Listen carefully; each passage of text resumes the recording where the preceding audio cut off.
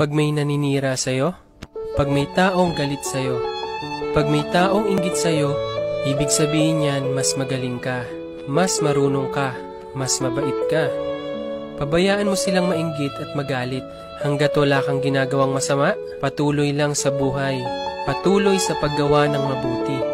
Dahil habang umaangat ka, mas lalo silang bumababa.